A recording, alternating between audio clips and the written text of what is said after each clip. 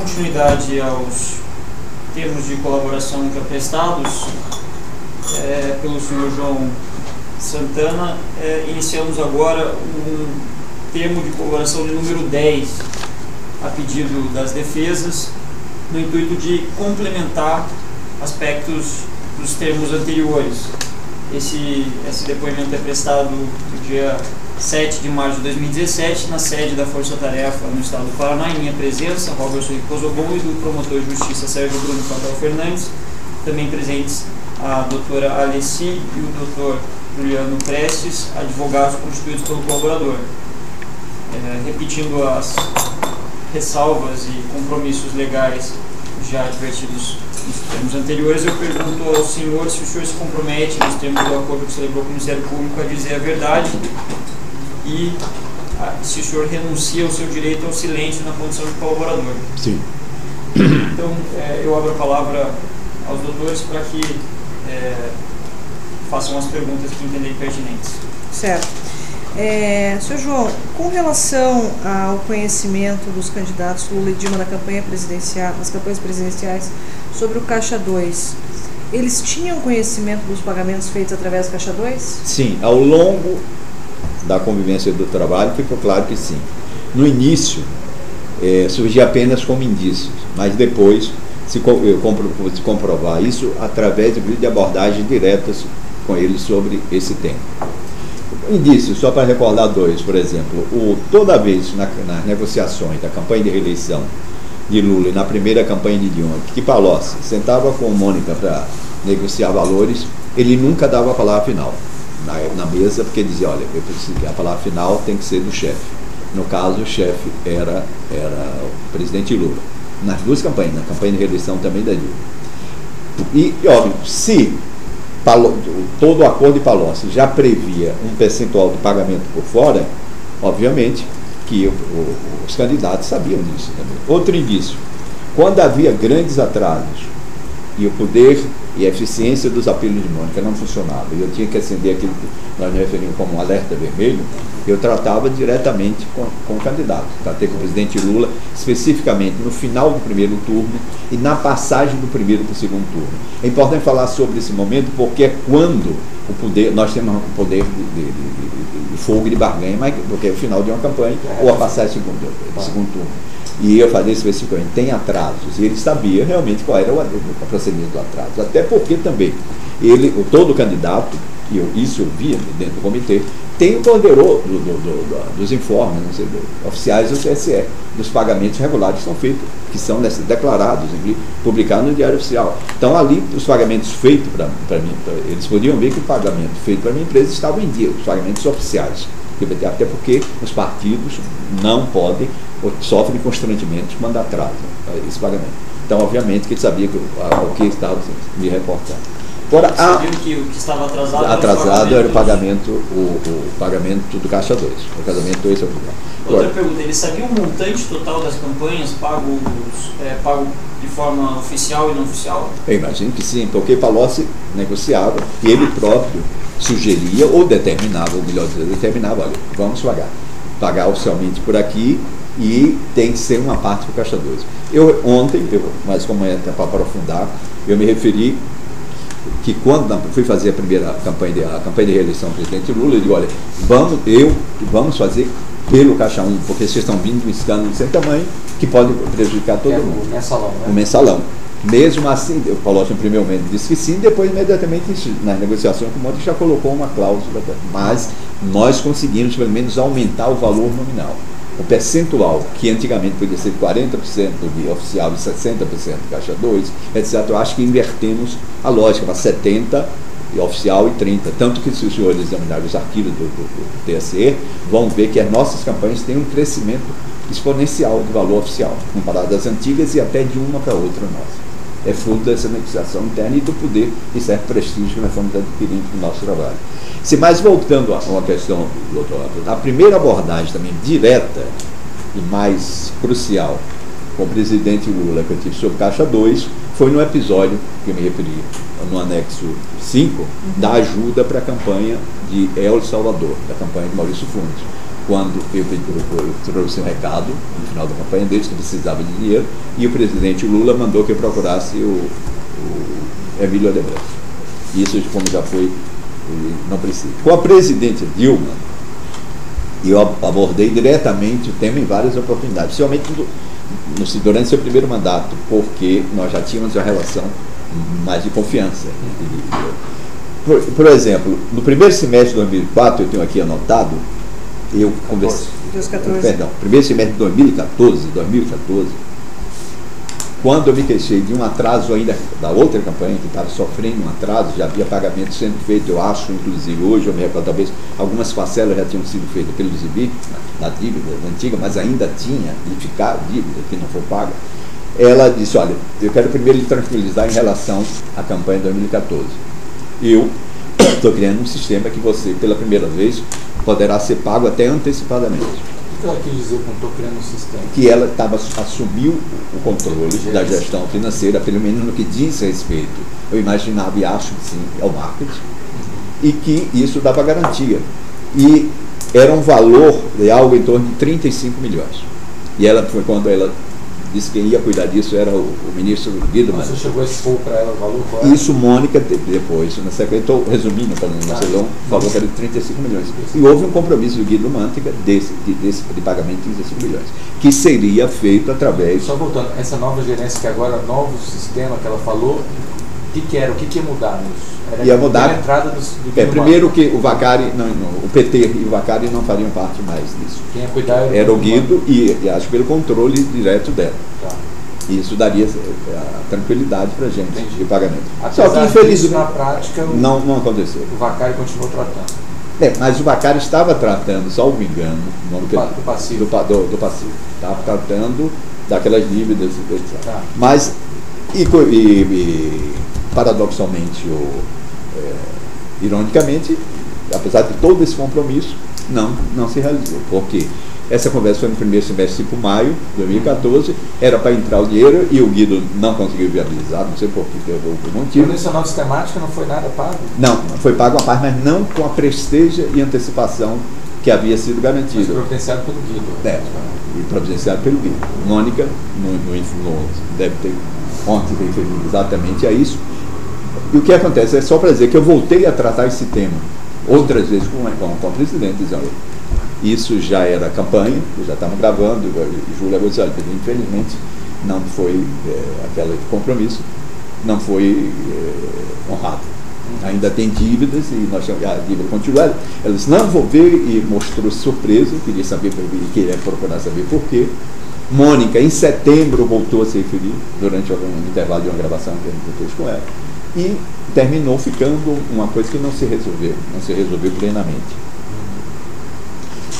E outra vez que foi o tema Caixa 2 tratado mais explicitamente com o presidente, já foi quando ela já nos abordou, ela me abordou primeiro, em setembro, sobre a segurança, se os depósitos, ela se referia a alguns outros depósitos, não exatamente 55 milhões que não foram feitos na íntegra, foram feitos de forma segura. É quando Marcelo Odebrecht estava começando a mandar recados de que ia acontecer vazamento, se a Operação Lava Jato não fosse suscitada, o escândalo ia chegar, porque ia me atingir, etc. Então foi quando ela novamente me chamou, me tratou do tema, e eu com ela disse, olha, ela me perguntou, João, os depósitos estão feitos de forma, eu já me referi a isso, mas só acho que é voltar. Forma segura, eu disse que sim, eu não estava me enganando, porque primeiro era um offshore, tudo que nós tínhamos. Segundo, eu não imaginava que a Odebrecht tivesse esse emaranhado, esse gigantesco esquema e desarticulado e com utilização dessa maneira, que hoje está claro. Eu imaginava que fosse uma coisa quase exclusiva conosco nesse aspecto. Não imaginava nem que tivesse outros políticos, recebendo, nem outros marqueteiros, como eles próprios hoje revelam, que pagavam outros marqueteiros além de mim. Isso está pouco divulgado, mas o senhor sabe que revelaram vários marqueteiros. O senhor está se referindo aqui especificamente? Não, isso que saiu da imprensa, Duda Mendonça, etc. E os senhores devem ter conhecimento. Bem, com o presidente Lula tem uma coisa interessante também, que de uma forma bem humorada, ele, a partir das minhas queixas do atraso, ele de vez em quando se encontrava comigo durante muito tempo. E aí me perguntavam, e aí, os alemães têm lhe tratado bem? Os alemães, no caso, eram Odebrecht. Era uma forma que ele queria demonstrar bem-humorada e carinhosa comigo, de que ele estava preocupado com as dívidas, que queria ajudar o pagamento. Então isso virou um jargão, de vez em quando ele brincava comigo. E aí, os alemães têm lhe tratado bem? Então esse é outro, não é mais indício, foi um tratamento direto dessa questão. Bem. Alguma vez o senhor, frente a uma pergunta dessa, mencionou atraso no pagamento? Sim, eu sempre, como era uma forma descontraída e bem-humorada, e eu queria também ser gentil e carinhoso com eles, sabe, um pouco, mas sempre com problemas. Ela, vamos ver, é a forma natural, bem-humorada e descontraída que o presidente tem em vários temas. Então, uma vez ele se propôs a servir de interlocutor para buscar... Não diretamente, mas isso já tinha na prática, já estava acontecendo, porque quando, algum tempo atrás, eu falo exatamente, na campanha dele, ou na própria campanha, da primeira campanha da presidente Dilma, eu chegava para dar o alerta para eles, para o comando, todos, como está, não temos condições de continuar, estou com dívidas enormes, etc, etc. Ele próprio também sabia e dizia que não, vamos ver, ou ele disse uma vez, vou ver com o Palocci isso, para o Palocci resolver, mas era... Ele mencionou, o senhor mencionou que em uma dessas ocasiões ele mandou, quem foi que pediu para o senhor ligar para o Emílio? Foi ele mesmo. Foi, mas foi no caso do Maurício Fundes. Ele nunca pediu para ligar para o Emílio para tratar de campanhas brasileiras. Não faço. Eu acho que nesse dia, eu imagino que esse pedido atípico, extemporâneo que ele fez foi pela própria urgência e pela natureza, que era para um amigo dele, um candidato estrangeiro que estava com gente, ele usa, mas não em relação, até porque existiam os canais próprios. Bem, então, quanto ao Caixa 2, eu acho que é isso. Realmente, certo. Hoje eu tenho plena, hoje e antes de plena condição que era do conhecimento dos candidatos. Bem. Certo. Com relação ao que o senhor disse ontem sobre a Graça Foster e a intervenção junto à Petrobras, era seguido, o presidente Lula por várias vezes reclamava dela e tentava saber como estavam, passar algum recado para a presidente Dilma? Sim, que é um caso paralelo, que nós vamos falar agora com a questão política administrativa, que pode ter conexões com esse ambiente que a gente está falando, mas seguidamente o presidente Lula, em conversas comigo, eu e ele, que a gente tinha regularmente na sala dele do Instituto Lula, fazia fortíssimas críticas ao trabalho da Graça Forte. Dizia, em suma, que ela era incompetente, não tinha a estatura por cargo, que não tinha traquejo político nem administrativo, e que era foi um erro profundo da Dilma colocar. Numa ocasião, ele foi ainda mais incisivo.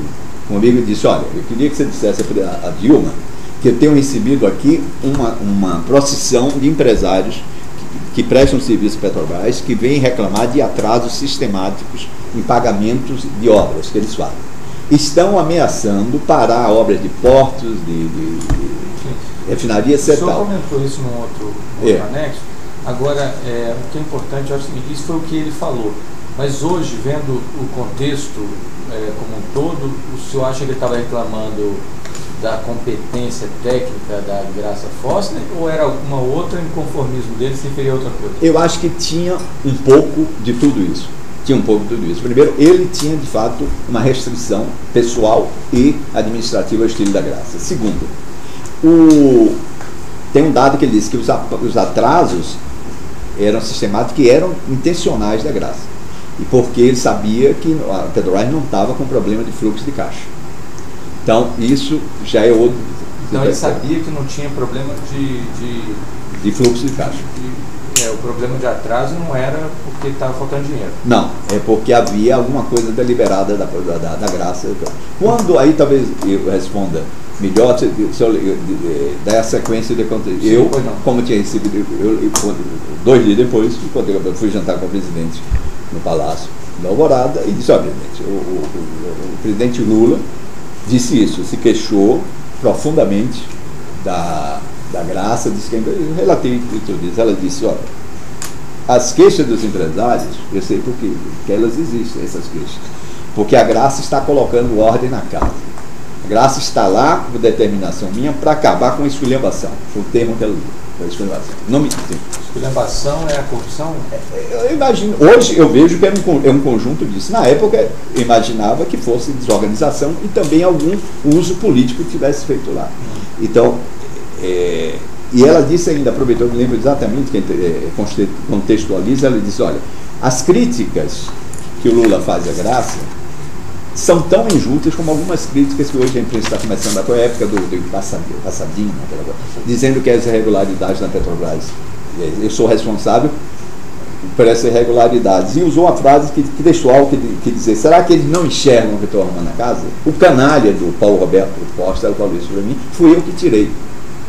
E a Graça foi demitido por mim. E a gente está remanejando muita coisa lá. Então, não passou disso a informação. Hoje, vendo de trás para diante, obviamente existia um trabalho de saneamento que ela poderia estar fazendo ali. Na época eu não tinha a ideia da dimensão do que era o problema. Nem sei se ela tinha a própria dimensão do problema. Então, o senhor, então, diante desse comentário do Lula, fica, não sei a impressão que o senhor teve, mas os empresários estavam reclamando com o Lula desse atraso. Estavam reclamando. E quando eu dizer que eu acho que é uma soma de várias coisas, um dos motivos também que ele colocava, que ele colocou explicitamente, dizia, olha, diga a Dilma, se pararem, usou um palavrão que ele fala muito palavrão, se pararem essas obras, ela vai ter um dano na campanha grande. E você, que é um marqueteiro, vai sofrer isso também. Você vai ter que ir para a televisão, fazer programas e programas explicando que a Petrobras, que nós vendemos com eficiência, etc. Tal, e que foi um dos motivos da minha eleição, na minha reeleição, que não sei se recorda, a Petrobras era um fato constante. Nós vendíamos o imaginário fortemente, tanto que a Petrobras. Quando depois eu vi o que estava acontecendo hoje na Petrobras e todos, a coisa para mim é uma surpresa, porque a Petrobras a gente vendia como empresa de grande eficiência tecnológica, como exemplo de gestão, como um eixo, um esteio do desenvolvimento do país. E o Lula mandou pedir para o senhor passar esse recado para a Dilma, mas ele mesmo, por que ele não foi falar com ela? É uma boa pergunta. O presidente Lula, raramente, na maioria, eu convivi muito com ele, e ele sempre utilizava esse artifício de não falar diretamente certas coisas constrangedoras para as pessoas. Então ele sempre mandava recados. Isso quem conviveu com ele sabe disso. Dificilmente ele chegava, se bem que em alguns momentos eu sei que ele teve conversa dura, ele não presenciou como presidente Dilma. Mas quando ele podia utilizar pessoas de confiança, ele mandava os recados. E nesse caso, como eu estava já na pré-campanha e nós estávamos, eu tinha contato com os dois, acho que foi esse o motivo que ele não falou. Certo. É só um ponto final, com relação às campanhas internacionais de papel da Odebrecht. O senhor aceitou fazer todas as campanhas que a Odebrecht lhe pediu? Não. É bom, inclusive, tratar desse assunto. Pelo menos duas campanhas importantes para a Odebrecht eu me recusei a fazer. A campanha de reeleição do presidente de Gana, na África, o John Mahama Dramani, que eles insistiram, posso até dar mais detalhes sobre isso, e a campanha de reeleição, do que seria a campanha de candidatura do ex-presidente Alan Garcia no Peru. Eles insistiram profundamente. E isso foi em 2015 ou 2014. Eles, no caso do Odebrecht, quem era o seu Nesse caso foi o Ernesto Bayardi, que era o diretor de África. O diretor de África e uma pessoa por cada campanha de Angola, foi um dos diretores que eu tive uma aproximação maior. Eu nunca tive aproximação com diretores dentro do Brasil, pessoalmente, mas por razão logística, por exemplo, em Angola, o Ernesto Bayardi, e no Panamá, quando eu fiz a campanha de Panamá, que era de José Domingos Arias, estabeleci uma relação mais próxima também com o diretor da Odebrecht no Panamá, que era André Rabelo. Então, esses contatos com o Ernesto Bayardi. E eu me recusei, e houve uma pressão ao ponto, isso já, eu estava em Nova York uma vez, eu digo, olha, e falo sinceramente, eu achava que era um risco também fazer essa campanha, e o principal motivo era a Lava Jato já estava em atividade. E se o senhor fizesse, seria nos mesmos moldes? Seria porque não podia ser diferente, até porque essas campanhas, o apoio, como aconteceu a campanha em Angola? Eu já expliquei, uma parte foi paga oficialmente pelo partido, tudo direitinho, conhecido, com tudo, e outra parte por fora pelo Odebrecht. Quando a campanha na Venezuela também foi uma parte de fornecedores locais, do partido, e outra parte por empresas brasileiras. No caso de Alan Garcia, foi a mesma coisa. Sim, mas só dizer que o Ernesto Baiardi chegou a sugerir que então fizesse uma reunião em Nova York para receber a delegação de Gana, que eles inclusive estavam indo para lá por outro motivo, reunião, ou dar uma reunião internacional, e eu me recusei. Eu não vou fazer, não quero, não posso ficar enrolando até que aconteça. Então, do ponto de vista da Odebrecht, também não recebi. Eu recebi. E no caso da campanha do Peru, quem foi o interlocutor da Odebrecht? Ernesto Baiardi também. Aproveitando porque o Baiardi era do Peru, mas ele tinha morado, o Ernesto foi diretor no Peru também. E é casado com uma peruana. Então ele tinha relações de alguma forma, e utilizaram provavelmente ele como porta-voz desse pedido. Era uma campanha importante, mas eu decidi não fazer. Mais alguma coisa que o senhor gostaria de complementar? Não, acho que praticamente esgotamos os principais temas.